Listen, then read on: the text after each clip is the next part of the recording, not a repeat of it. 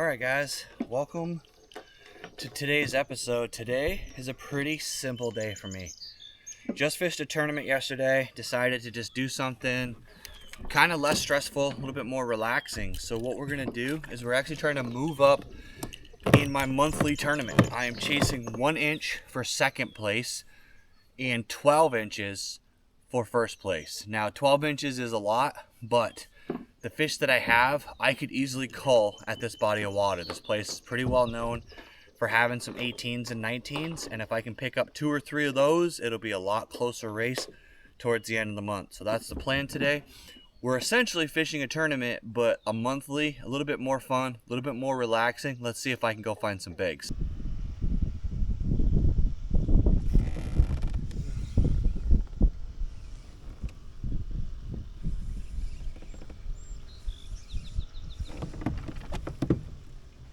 Interesting. First cast with a Senko. That's a bigger fish. He might be a 16.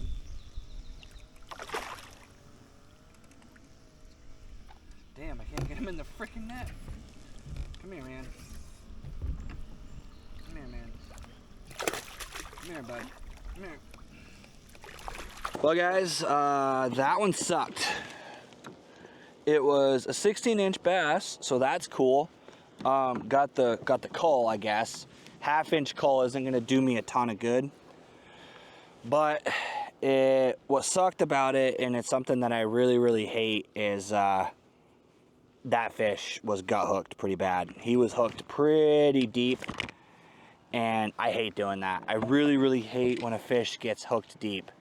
It's just, that's not my intention. My intention is to, come back and catch that fish again when he's 5 pounds. And I really hate hurting fish. It's just not my thing. So, but half-inch cull. So there's one good fish on the board that will at least help me move up a little bit. And, sometimes in these tournaments, a half-inch at the end of the day could be the difference between whether I place first or not when we get down to the final, few fish. So I'm hoping that maybe that fish will help me out and move me up into second over the long run. But for right now, I have to retie because that line was deep in his throat. It was wrapped around, and I just don't trust my line to be in one piece anymore. So we're gonna do a quick retie.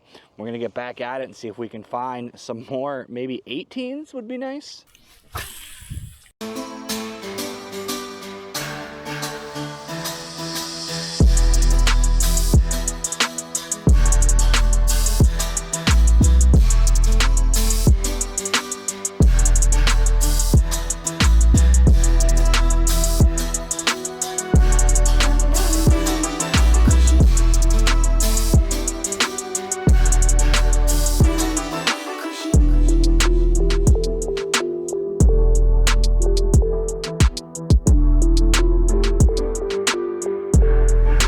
So this is the part of the episode where we start to get a little bit more creative, and we have to think about how we're fishing. So I've tried the pattern that was working, which was plastics on pads, just using mostly wacky rig.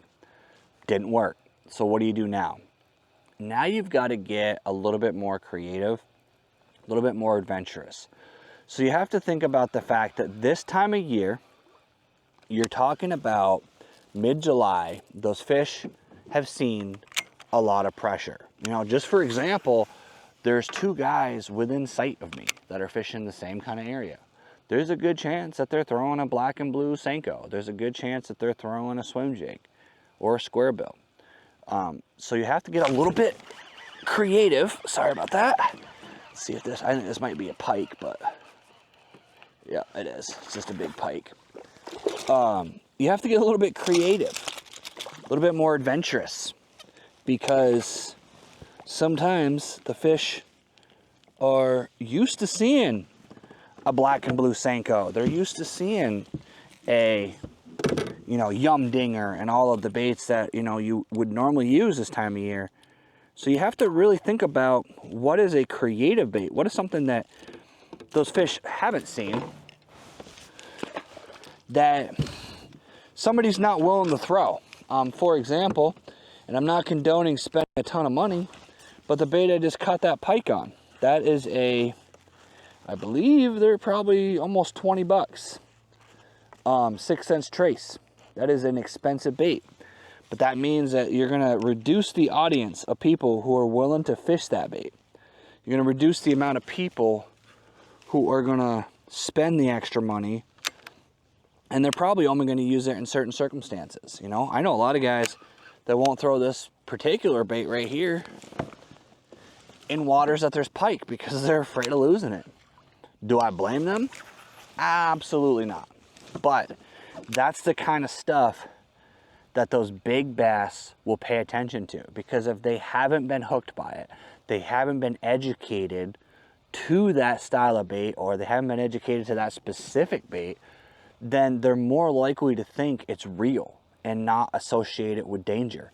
You got to remember, bass aren't exactly intelligent, but what they do have is genetic memory, and they have memory of, okay, the last time I ate that little weird black worm looking thing, I got a hook in my mouth, and then I ended up in this weird experience. You know, I was in a boat. So they associate that worm with danger. You know, they get hooked enough times with a specific style of bait, they're not going to hit that bait anymore because it's danger. And that's what you have to think about, is how do I create a different look, a different appearance, if it's the same bait but worked a different way, or if it's a different color of the same bait, or going extreme. That's why the big swim bait world has started to take off, mostly because guys aren't throwing 8-inch glide baits. It's not as common as you would think. Everywhere I fish, you don't see a lot of guys working those bigger baits. You see them working smaller stuff. So those fish see that big bait and they just assume it's gotta be real because that hasn't hurt me in the past. So it's something that you have to really think about, guys. Get creative in the middle of the summer, because that bite is going to get tough. That pressure is going to increase. And being the guy who's different usually results in being the guy who's catching while everybody else is scratching their head. You know, sometimes things just don't work out and you don't get the fish that you want. Hold on, guys. Let's pull this one in first. Like I was saying before I was so rudely interrupted, sometimes the fish that you're looking for are not the fish that you get. But at the same time, I had a really good day on the water. I got to play around with my new rod. For those of you who haven't seen any of my recent videos, I got this FX Carbon Series bait casting rod that I just purchased specifically to be a swim jig rod. And I couldn't be more impressed with it. I've caught so many fish on this thing already.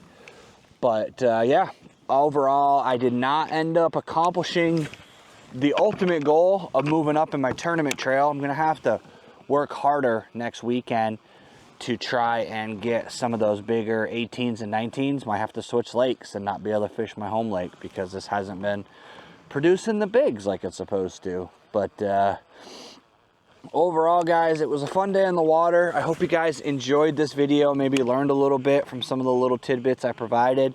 It's time to just call it a day. Starting to get hot, and I just do not think that the bigs are going to be here today. So we're going to head home and try again next weekend. I want to thank you guys for coming along with me.